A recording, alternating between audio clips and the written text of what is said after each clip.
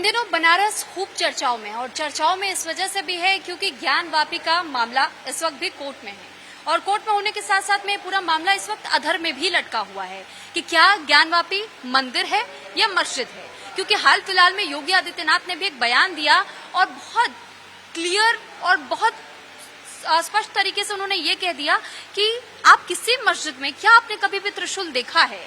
और साथ ही उन्होंने ये कहा है कि आप अगर चाहें तो अपनी नग्न आंखों से भी आज भी उन अवशेषों को देख सकते हैं और समझ सकते हैं। इसलिए मैं ये कहूंगा कि ऐतिहासिक भूल है और इस ऐतिहासिक भूल का समाधान मुस्लिम पक्ष को जरूर देना चाहिए। और साथ ये भी उन्होंने बोल दिया था कि अगर ज्ञानवापी को आप मस्जिद कहते हैं तो विवाद होगा। लेकिन हम ऐसा क्यों कह रहे हैं, ये एक मॉडल के जरिए भी हम आपको समझाने की कोशिश कर रहे हैं। दरअसल श्री आदि महादेव काशी धर्मालय मुक्ति न्यास द्वारा एक मॉडल को निर्मित किया गया है।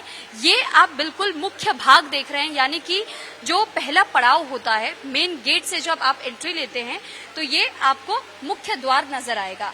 महाराज नंदी विराजमान आपको नजर आएंगे और महाराज नंदी के ठीक सामने, जिस तरीके से हिंदू धर्म के अनुसार कहा जाता है कि महाराज नंदी के ठीक सामने महादेव यानी कि शिवलिंग आपको नजर आता है। और उस शिवलिंग के ऊपर अगर आप गौर फरमाएंगे तो आपको एक चमकता हुआ पत्थर जरूर नजर आएगा। दरअसल वो चमकता हुआ पत्थर मणि है या यूं कह ले हीरा है, जिसे ओरछा के महाराजा को मिला था। और ओरछा के महाराजा को ये जब पता चला कि जब से वो हीरा उनके घर पर आया है, उनके महल में आया है, तो हर कोई सिर्फ और सिर्फ बीमार चल रहा है। जिसके बाद से एक पुरोहित ने उन्हें समझाया और ये कहा कि महादेव ने हर प्रकार के कष्टों को हरा है और इन कष्टों को हरने के साथ उस विष को पिया, तो आप इसे महादेव को अर्पित कर दीजिए और वही इसका उद्धार करेंगे। और तब से वो महादेव के ठीक ऊपर उस मणि को, उस हीरे को लगा दिया गया था। और अब जरा आप गौर करेंगे तो जब आप बाहर की तरफ थोड़ा सा आते हैं और इस मॉडल पर के स्ट्रक्चर पर ध्यान देते हैं तो आपको ठीक ऊपर वो शिखर नजर आ जाएगा। ये कहा जाता है कि जिस वक्त खंडित करने का काम किया गया था पश्चिमी दीवार को, तो पश्चिमी दीवार भी हम आपको दिखाएंगे, लेकिन वो गर्भगृह का हिस्सा हम आपको दिखा रहे हैं जहां झंडा आज भी लहरा रहा है, वो शिखर है। और काशी विश्वेश्वर महादेव का जब जिक्र आता है तो इस पूरे मंदिर प्रांगण का जिक्र आता है। और ये जो आप छोटे छोटे गुंबद आप यहाँ पर देख रहे हैं, ये है मंडपम, जिसे हिंदू धर्म में मंडपम कहा जाता है। और ये जो हिस्सा आप देख रहे हैं, ये चारों तरफ से आपको कवर इस मॉडल में मिलेगा, लेकिन असलियत में आपको ये चारों तरफ से कवर नहीं मिलेगा, क्योंकि एक हिस्सा ध्वस्त करके, जिसे पश्चिमी दीवार कहा गया, ये 8 मंडपम है। आपकी जानकारी के लिए बता दूं, 8 मंडपम है। और इस हिस्से में जो आप आए हैं, इस हिस्से को जरा गौर कीजिएगा। तारकेश्वर मंडप, मुक्ति मंडप और ये गणेश मंडपम है।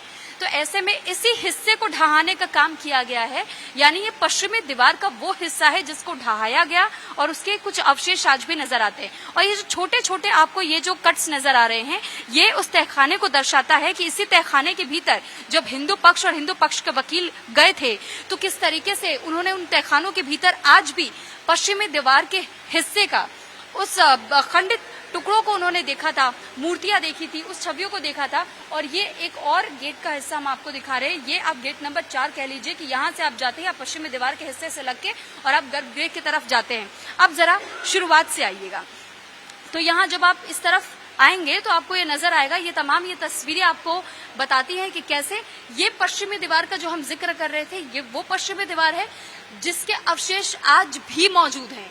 और ये जो 3 गुंबद आपको नजर आ रहे हैं और जो छोटे छोटे यहाँ पर आपको ये स्ट्रक्चर्स ये खुले हुए नजर आ रहे हैं, तो इसके अंदर ही ये कहा जाता है कि ये जो शिखर का हिस्सा है, यहाँ पे ये पूरा प्रॉपर आपके नजर आएगा कि स्पेस छोड़ा गया है, इसके अंदर ही मंदिर का वो शिखर भी मौजूद है आज भी जब आप इसके भीतर जाएंगे। और ये आज के वक्त का ये मैप तैयार किया गया है और ये बांटा गया है कि कैसे लाल घेरे में जो आप देख रहे हैं कि गणेश मंडप, श्रृंगार मंडप और दंड मणि, तो ये वो 3 ऐसे मंडपम है जिसको ध्वस्त किया गया है, पश्चिमी दीवार का हिस्सा थे जिनको ढहाया गया है। और अब ये नक्शा जरा देखिएगा, ये सबसे पुराना नक्शा बताया जाता है। कहा यह जाता है कि जेम्स प्रिंसेप की बुक से इसे प्राप्त किया गया था। उन्होंने सबसे पहले इस नक्शे को तैयार किया गया था और इसी के आधार पर अब जो मॉडल हमने आपको दिखाया है उस मॉडल को तैयार किया गया है। और ये हाल फिलहाल में इस मंडप को थोड़ा सा और ज्यादा इस नक्शे को मॉडिफाई कर दिया गया है। मंडपों को समझाने की कोशिश बाकायदा की गई है कि किस तरफ कौन सा मंडप रखा हुआ है। ये रहा देखिए, जैसे ये मंदिर का मुख्य प्रवेश द्वार ये लिखा हुआ था और ये पश्चिमी द्वार का जो हिस्सा है, जिस तरीके से हमने आपको बताया कि कैसे खंडित करने का काम किया गया, और साथ ही साथ भक्तों द्वारा जो शिवलिंग पर चढ़ाया गया दूध और जल संरक्षित स्थान वो यहीं पर था, वो कूप जो कि सीधा यहाँ से लग करके आता है। और ये ऐश्वर्य मंडप, भैरव मंडप है, ज्ञान मंडप है, तारकेश्वर मंडप है, मुक्ति मंडप है, दंड पाणी है, श्रृंगार मंडप है और गणेश मंडप है। तो ये वो पूरी आकृतियां हम आपको लगातार दिखाने की कोशिश करें, और यहाँ पर ये डिटेल पूरी रिपोर्ट लिखी गई है कि किस तरीके से जेम्स प्रिंसेप ने ही इस नक्शे को बनाने का काम किया गया था।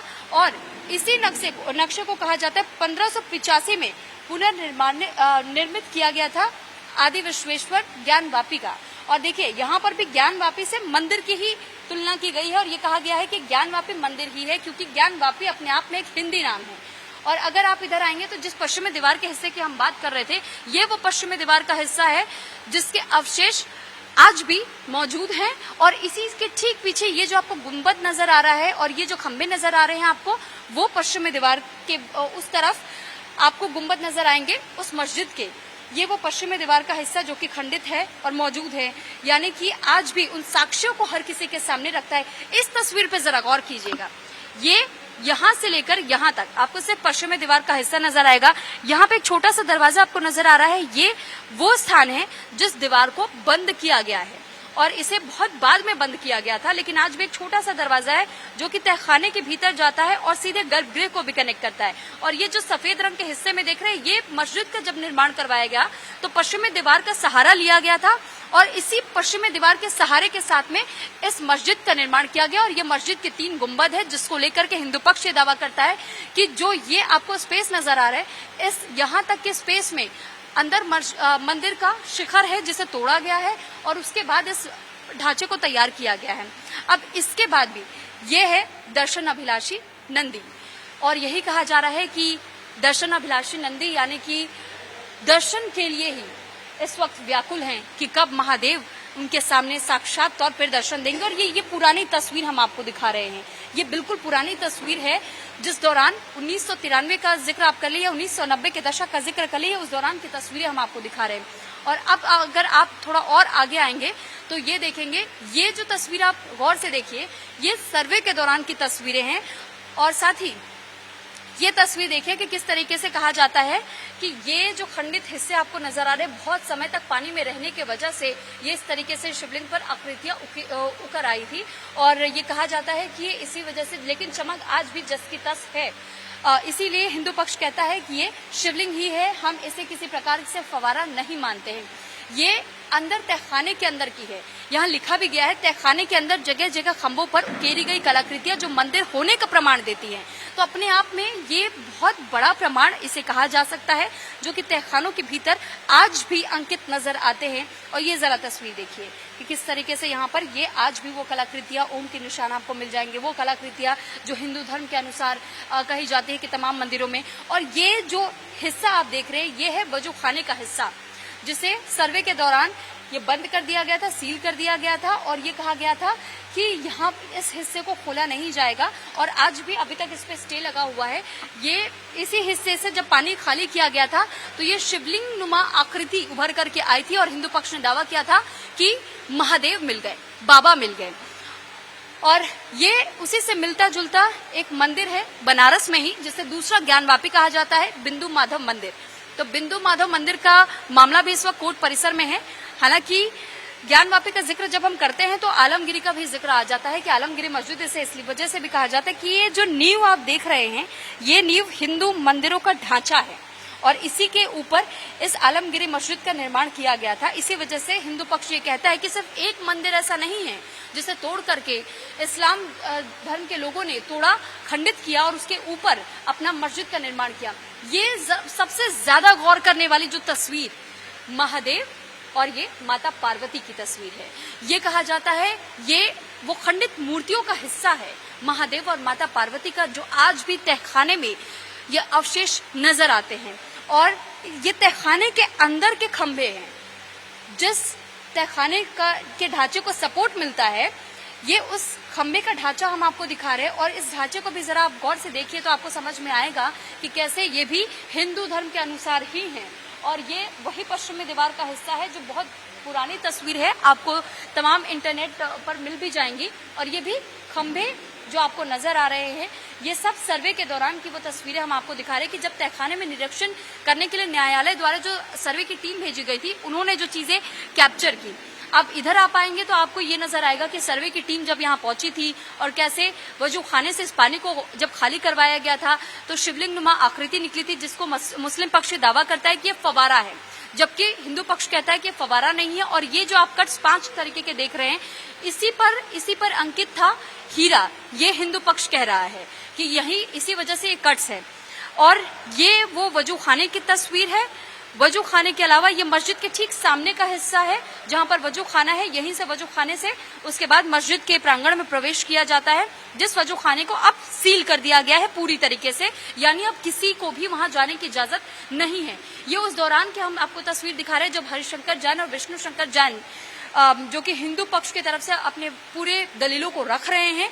और साथ ही साथ ये देखिए, जिस गुंबद का हम जिक्र कर रहे थे सर्वे के दौरान, ये अगर आप ऊपर का हिस्सा देखेंगे तो ये ऊपर का हिस्सा आपको समझ में आएगा कि मस्जिद का वो ऊपर के गुंबद का हिस्सा है जो कि ईंट के जरिए बनाया गया। और वो पीछे जो आप रोशनी जहां से आते हुए देख रहे हैं, वो हमने जो हिस्सा आपको दिखाया था कि गुंबद में जो आपको एक छोटी सी जगह खिड़की की तरह नजर आएगी, जो खुला हुआ हिस्सा है वो है। और ये जो हिस्सा आप देख रहे हैं ऐसे त्रिकोण के तहत, तो ये वो त्रिकोण वाला हिस्सा जो आप देख रहे हैं, ये मंदिर का शिखर है। और इतनी जगह इस शिखर पर भी मौजूद है, मस्जिद के गुंबद और मंदिर के शिखर के बीच में, कि यहाँ पर कोई भी इंसान आराम से खड़ा हो सकता है, क्योंकि पूरी सर्वे की टीम आपको खड़े नजर आएगी। तो वो उस स्पेस को कैसे मेंटेन किया गया है आप इस तस्वीर से भी समझ सकते हैं। और जब तहखाने के थोड़े और भीतर जब सर्वे की टीम आगे बढ़ी थी तो उन्होंने देखा था कि कैसे एक छोटी सी आकृति, यानी कि एक छोटा सा जो हिस्सा कहते हैं कि हम कमरों में कई बार खुलवा देते हैं, तो उसे भी ढकने का काम कर दिया गया था। और ये कहा जाता है कि इसके भीतर भी कुछ और ज्यादा साक्ष्य, कुछ प्रमाण आपको मिलेंगे। अगर ये हिस्सा खुल गया तो गर्भगृह की तरफ सीधी आपको तस्वीर नजर आएगी कि गर्भगृह उस दौरान कैसा हुआ करता था। और ये वही मलबा है जो पश्चिमी दीवार का है, जो कि आज भी तहखानों में उसके ये अवशेष मौजूद नजर आते हैं।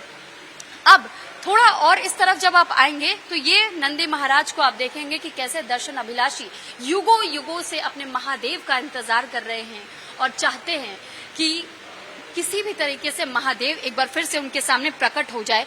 ये तस्वीरें जरा आप दोबारा देखिए कि ये वो ज्ञानवापी कूप है और ज्ञानवापी के ठीक आप इस तरफ देखेंगे तो नंदी महाराज विराजमान हैं। और नंदी महाराज जो कि इनके ठीक सामने आप ये देखेंगे कि नंदी महाराज को लेकर के जो कहा जाता है कि हमेशा उनका मुख शिवलिंग की तरफ होता है। तो नंदी महाराज जिस ओर देख रहे हैं और ये जो आकृति आप देख रहे हैं, यहीं पर ठीक वजू खाना है। इसी वजू खाने से वो शिवलिंग नुमा आकृति बरामद की गई थी और इसी वजह से कहा जाता है कि महाराज नंदी का मुख इस वजू खाने की तरफ है। और महाराज नंदी का ये मुख जो आप देख रहे हैं, ये वहां से खींची हुई तस्वीर थी और इसी वजह से वो वजू खाने की तरफ देख रहे हैं। तो ये तस्वीरों के जरिए हम आपको समझाने की कोशिश कर रहे हैं।